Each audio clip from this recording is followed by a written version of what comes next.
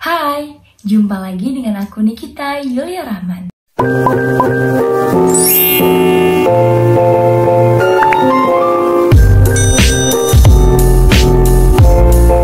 Di video kali ini aku akan membahas tentang perkembangan kurikulum dari masa ke masa di Indonesia untuk memenuhi mata kuliah telaah kurikulum dengan dosen pengampu Ibu Tria Putri Mustika SPD MPD.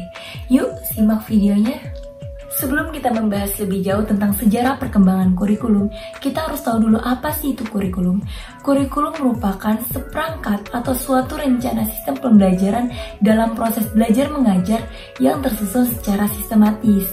Jadi intinya, kurikulum merupakan sebuah sistem rencana pembelajaran yang terstruktur. Di Indonesia, kurikulum mengalami beberapa perubahan dari tahun ke tahun dan dari zaman ke zaman. Itu semua disebabkan karena perkembangan zaman yang harus menyesuaikan perubahan yang terjadi di masyarakat.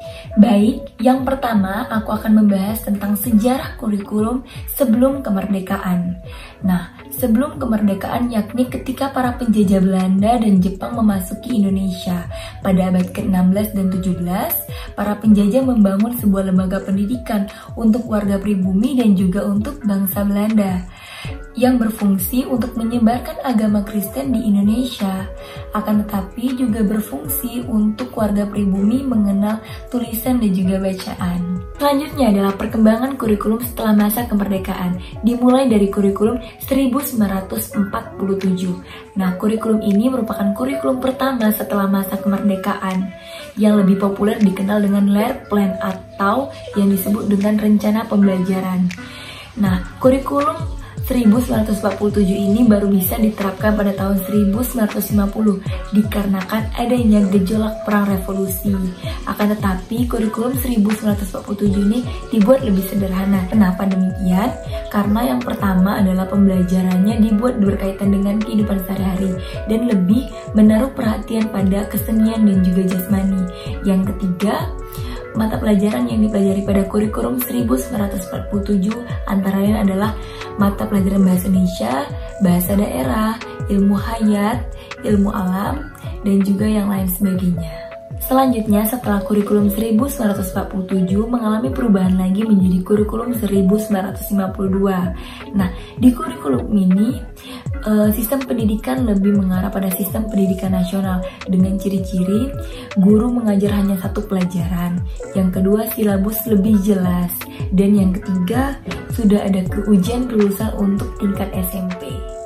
Setelah kurikulum 1952, kemudian pemerintah kembali menyempurnakan kurikulum pada tahun 1964 dengan ciri-ciri mata pelajaran yang diajarkan berkaitan dengan ilmu di masyarakat dan serta dasar negara. Yang selanjutnya, mata pelajaran dikelompokkan menjadi 5 pancawardhana. Yang selanjutnya, mata pelajaran berdasarkan disiplin ilmu. Selanjutnya adalah kurikulum pada tahun 1968. Nah, kurikulum ini merupakan pembaruan dari kurikulum sebelumnya, yaitu kurikulum 1964. Apa sih ciri-cirinya? Ciri-cirinya yaitu memiliki sifat correlate subject kurikulum.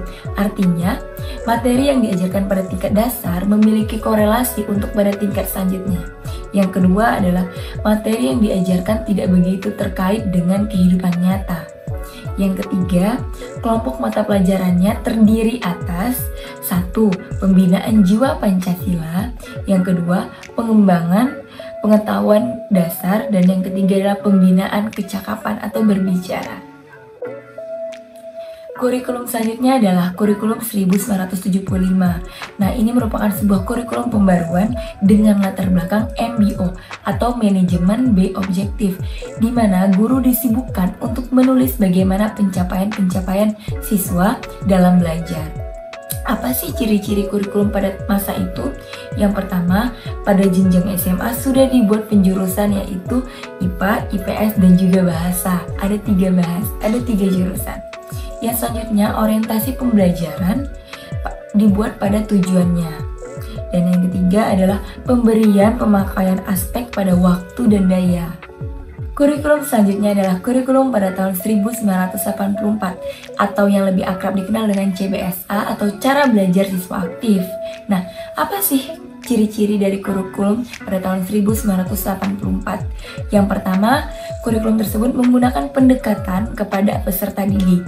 Yang kedua, orientasinya bertujuan pada instruksional. Dan yang ketiga, sebelum dikasih latihan, peserta didik harus paham dulu, harus matang dulu terhadap materi yang diberikan. Setelah itu, baru deh boleh diberikan latihan setelah para murid paham terhadap materi yang diajarkan. Kurikulum selanjutnya adalah kurikulum pada tahun 1994. Nah, kurikulum ini merupakan penyempurnaan dari kurikulum 1984 yang dilaksanakan sesuai dengan Undang-Undang Nomor 2 Tahun 1989. Nah, apa sih ciri-ciri dari kurikulum pada tahun 1994? Yang pertama, sekolah sangat padat dengan jadwal, yakni 6 hari dalam seminggu dengan 42 jam waktu pembelajaran. Yang kedua, pembelajaran dipusatkan ke guru. Dan yang ketiga, aspek kurikulum ditetapkan oleh pusat atau diatur oleh pusat. Kurikulum selanjutnya yaitu pembaruan kurikulum pada tahun 2000-an, yaitu pada tahun 2004, yang biasa kita kenal dengan kurikulum berbasis kompetensi atau KBK. Nah, apa sih ciri-cirinya? Yang pertama, metode pembelajaran pada kurikulum 2004 lebih diberikan keleluasaan. Yang kedua, keberhasilan pembelajaran dilihat dari indikator hasil belajar siswa. Yang ketiga, terdapat indikator sasaran aktivitas terhadap belajar siswa. Selanjutnya adalah pembaruan kurikulum pada tahun 2006. Bagaimana sih pembaruan kurikulum pada tahun 2006? Pembaruan kurikulum selanjutnya adalah kurikulum tahun 2006 atau yang biasa kita sebut dengan kurikulum KTSP, kurikulum tingkat satuan pendidikan. Nah, apa sih ciri-cirinya? Yang pertama, sumber belajar harus lebih bervariasi. Oleh karena itu, guru harus lebih kreatif dalam menciptakan suasana pembelajaran. Yang kedua, lebih tanggap terhadap iptek atau ilmu pengetahuan dan teknologi. Yang ketiga, memberikan keleluasaan atau kewenangan lebih kepada tenaga pendidik atau guru. Kurikulum selanjutnya adalah kurikulum tahun 2013. Nah, kurikulum ini dibuat untuk generasi muda agar siap menghadapi masa depan. Apa sih maksudnya? Maksudnya masa depan yang terus berkelanjutan dengan ilmu pengetahuan dan teknologi harus menyesuaikan juga dengan kurikulumnya, yaitu kurikulum yang lebih maju dan lebih update. Apa sih ciri-cirinya? Yang pertama, pembelajaran di tingkat SD diterapkan dengan sistem tematik atau sistem tema. Yang kedua, sistem penjurusan di SMA diganti dengan sistem peminatan, yaitu melihat minat dan bakat siswa-siswi SMA. Yang ketiga, menciptakan pendidik yang kreatif agar pembelajaran itu lebih nyaman dan lebih mudah untuk siswa dan siswi menangkap pembelajaran tersebut. Setelah dicetuskan kurikulum pada tahun 2013, tidak berhenti hanya sampai di situ, tetapi masih dilakukan revisi-revisi lagi agar mendapatkan kurikulum yang terbaik untuk menyesuaikan zaman. Yang pertama dilakukan revisi lagi pada tahun 2016. Apa sih yang diganti? Yang pertama, terdapat teori 5M, yaitu mengingat, memahami, menerapkan, mengendalikan, dan juga menciptakan. Yang selanjutnya, meningkatkan kompetensi inti dan juga kompetensi dasar. Yang ketiga, guru berpotensi sebagai fasilitator. Guru memfasilitasi murid yang lebih dan agar siswa yang lebih aktif, dan guru hanya sebagai fasilitator seorang siswa. Setelah dilakukan revisi yang pertama pada tahun 2016, kurikulum 2013 dilakukan revisi lagi pada tahun 2018 dan dihasilkan beberapa perubahan. Yang pertama, perubahan istilah dari UTS atau ulangan tengah semester diganti menjadi PTS atau penilaian tengah semester, dan perubahan terhadap UAS atau ujian akhir semester menjadi PAS atau penilaian akhir semester. Yang kedua, silabus dibuat lebih sederhana dari tahun sebelumnya. Yang ketiga, penilaian dibuat berbentuk angka, yaitu rentang 1 sampai dengan 100, dan penilaian sikap dibuat secara deskriptif atau mendeskripsikan, dan penilaian sikap lebih diutamakan dari penilaian kompetensi dasar. Setelah dilakukan beberapa perubahan dan beberapa revisi, akhirnya muncullah kurikulum yang terbaru, yaitu kurikulum Merdeka Belajar yang kita gunakan hingga saat ini. Nah, Kurikulum Merdeka Belajar merupakan kurikulum yang diluncurkan oleh Mendikbudristek Bapak Nadiem Makarim pada Februari tahun 2022. Kurikulum ini diluncurkan dengan tujuan untuk mengejar ketertinggalan pendidikan akibat COVID-19. Kesimpulannya, kurikulum itu bersifat dinamis, yaitu menyesuaikan dengan zaman. Mengapa demikian? Karena setiap zaman memiliki era yang berbeda-beda dan mengalami perubahan.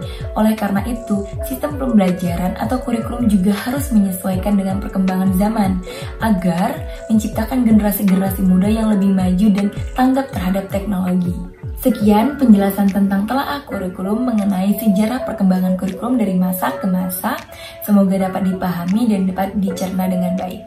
Sampai jumpa di video selanjutnya. Bye-bye.